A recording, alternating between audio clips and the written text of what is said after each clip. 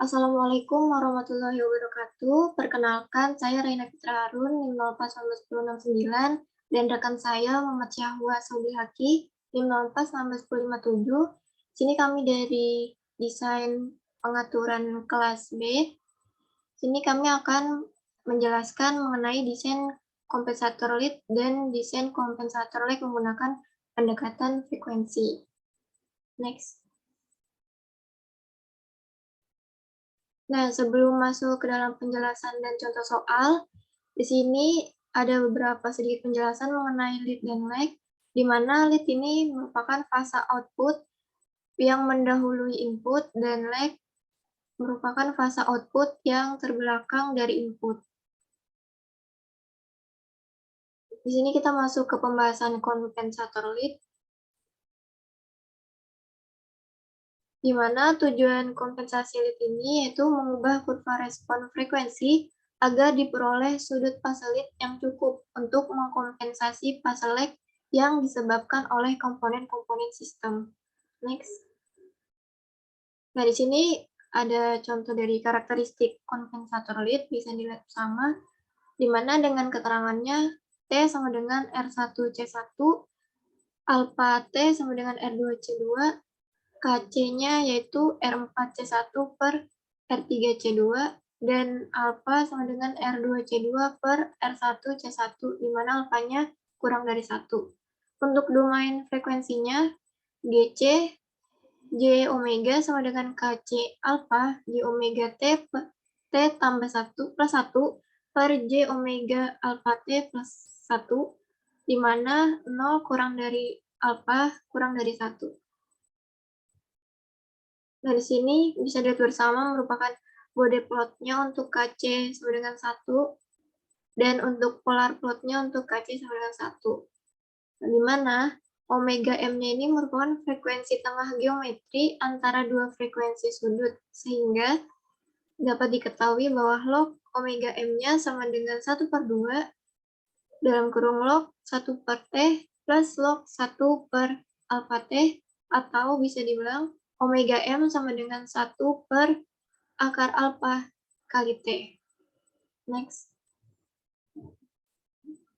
Nah, di sini merupakan prosedur perancangannya. Untuk poin pertama, kita anggap saja kompensator lead-nya sebagai berikut. Atau bisa kita baca GC dalam kurung S sama dengan K, TS plus 1 per alpha TS plus 1, dengan K-nya sama dengan KC alpha. Sehingga OLTF pada sistem terkompensasinya yaitu GC S GS sama dengan K TS plus 1 per alpha TS plus 1 GS sama dengan GC S G1S, dengan G1S-nya yaitu KGS dan GCS-nya TS plus 1 per alpha TS plus 1. Di sini menentukan K melalui konstanta error statik yang diinginkan. Nah, lanjut ke poin 2. Dalam prosedur rancangannya, setelah kita menganggap kompensator lead-nya, untuk gambar diagram bode G1J omega dengan K yang diperoleh dari poin 1, kita tentukan fase marginnya. Setelah itu, kita hitung sudut fase lead yang perlu ditambahkan pada sistem. Next. Lalu kita hitung faktor redaman alfanya melalui rumus sebagai berikut. Sin sama dengan 1 min alpha plus per 1 plus alpha.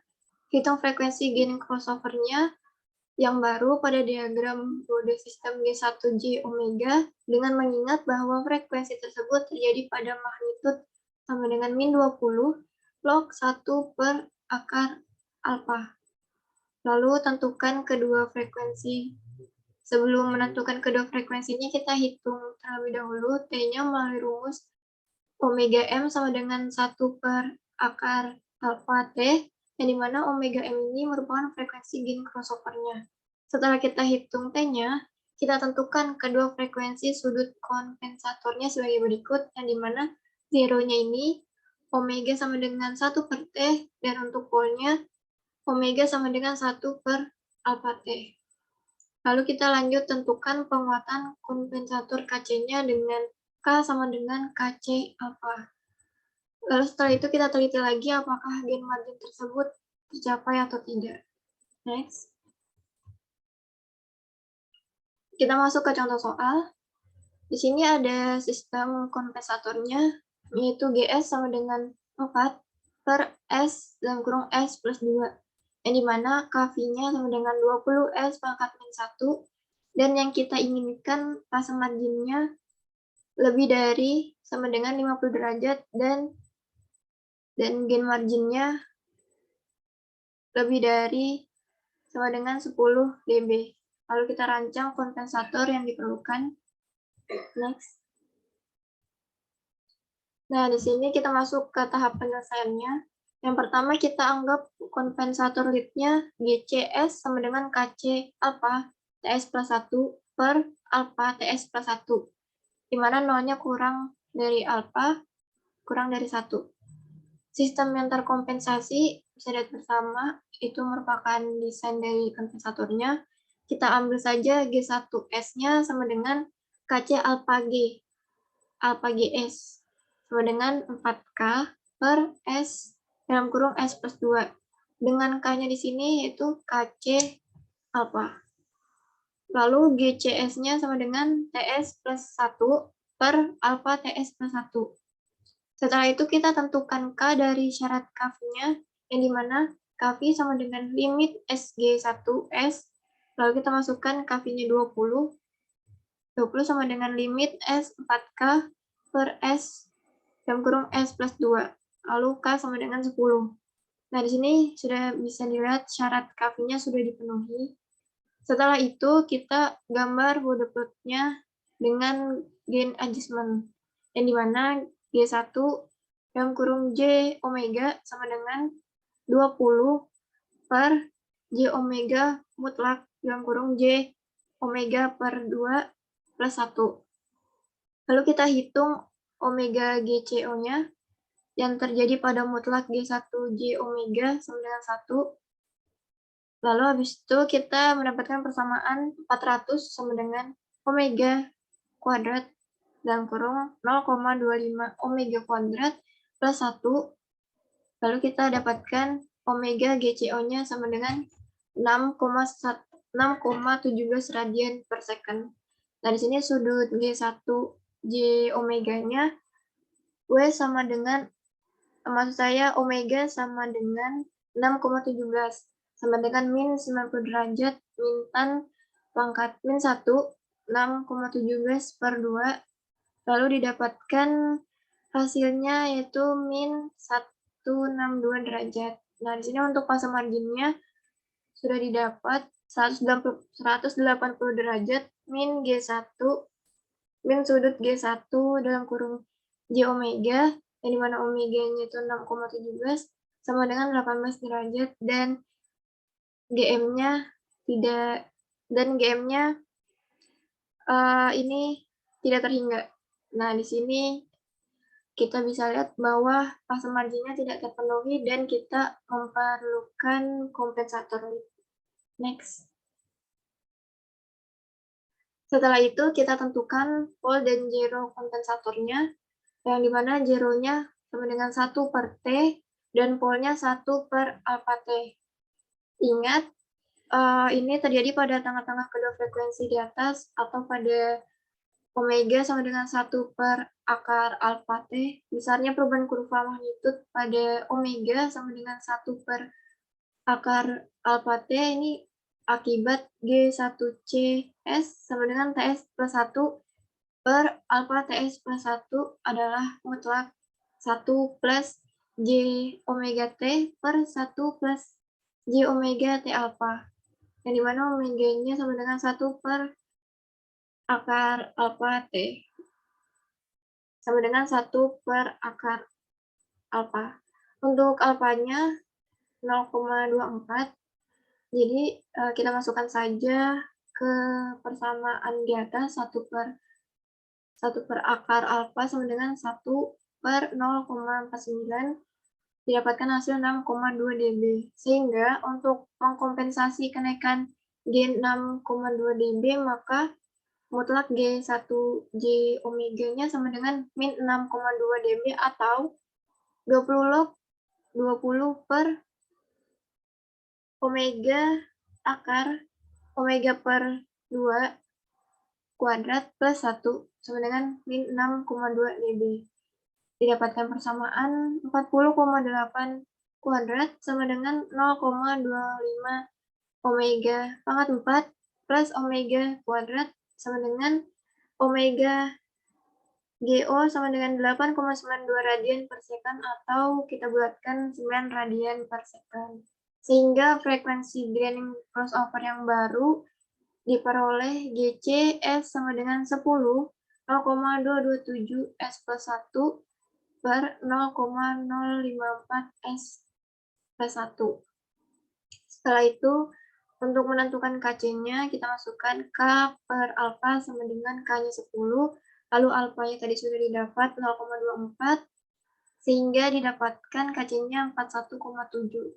Dengan catatan, GCS per 10 ini kita masukkan TS plus 1 per alfa TS plus 1, sama dengan kita masukkan nilai T-nya 0,227 S plus 1 per 0,054 S plus 1. G1S sama dengan 10 GS sama dengan 40 per S dalam kurung S plus 1. Next. Setelah itu kita lakukan pengecekan ulang setelah kompensasi OLTF-nya. Sistem terkompensasinya sebagai berikut. GCS, GS sama dengan 40, 0,227 S plus 1 per S dalam kurung S plus 2 dalam kurung 0,054 S plus 1. Sudut fasa pada frekuensi grand crossover didapatkan 8,92 radian per second. Nah, di sini didapatkan sudut GCS GS-nya dengan S yaitu J8,92. Setelah itu untuk sudah didapatkan pasang marginnya yaitu min 129,6 derajat, yang dimana kita masukkan dengan persamaan 180 derajat min 129,6 derajat sama dengan 50,4 derajat, yang dimana pasang margin tersebut sudah terpenuhi dan gain marginnya karena dari awal tak terhingga jadinya sudah terpenuhi. Lalu di sini terjadi kenaikan frekuensi grand crossover dari 6,17 radian per second ke 8,92 radian per second. Ini berarti kenaikan bandwidth-nya yaitu diakibatkan kenaikan kecepatan responnya.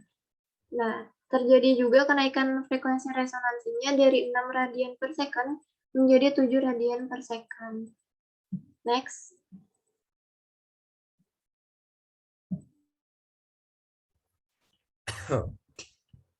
Oke, baik. Sekarang tadi kita sudah membahas mengenai kompensator width. Sekarang kita akan lanjut ke pembahasan mengenai kompensator lag. Nah, untuk kompensator lag sendiri tujuannya adalah untuk meredam daerah frekuensi tinggi agar diperoleh pas margin yang cukup kayak gitu. Nah, kemudian karakteristik kompensator lag dapat dilihat secara matematis di sini dengan T sama dengan R1C1 dan beta T sama dengan R2C2. Beta di sini sama dengan R2C2 per R1C1 yang mana lebih dari 1. Kemudian ini adalah polar plot dan juga body plotnya dari kompensator lag. Nah, di sini bisa kita bandingkan juga dengan kompensator lead sebelumnya, di mana pada kompensator lag dia bentuk polar plotnya dari bawah seperti ini, dan untuk body plotnya atau body diagramnya dia pertama stabil, kemudian mengalami penurunan dan kemudian stabil kembali. Sedangkan untuk kompensator lead tadi dia kebalikannya, di mana untuk polar plotnya dia berada di sumbu atas, dan untuk body diagramnya dia pertama stabil, kemudian mengalami kenaikan, dan kemudian stabil kembali. Nah, selanjutnya Di sini ada langkah-langkah atau prosedur dalam pengerjaan kompensator lag, di mana di sini sama seperti kompensator lead, kita beranggapan bahwa kompensator lag-nya adalah GCS sama dengan KC beta TS plus 1 per beta TS plus 1, di mana sama dengan KC S plus 1 per T per S plus 1 per beta T, di mana betanya lebih dari 1. Atau bisa dikatakan juga bahwa GCS sama dengan K TS plus 1 per beta TS plus 1, dengan K sama dengan KC beta. Nah, setelah itu kita gambar diagram bodenya dari G1 J omega dengan K yang diperoleh dari poin 1. Nah, apabila gain dan pas marginnya tidak terpenuhi, kita harus menentukan frekuensi grand crossover yang baru, di mana yaitu frekuensi gain crossover sama dengan frekuensi pada sudut fase sistem G1 J omega yang bernilai min 180 derajat plus spesifikasi dari pas margin plus theta offset dengan theta offset sama dengan 5 derajat sampai 12 derajat untuk mengkompensasi pas lag kompensator. Nah, setelah itu pole dan zero kompensatornya harus terletak jauh lebih rendah daripada frekuensi gain crossover baru untuk menghindari efek detrimental. Nah, setelah itu kita pilih frekuensi sudut dengan rumus omega sama dengan 1 per T yang lebih rendah 1 oktav sampai 1 dekade dari frekuensi gain crossover. Nah, di sini ada note penting yang dimana kita harus menghindari konstanta waktu kompensator yang terlalu besar.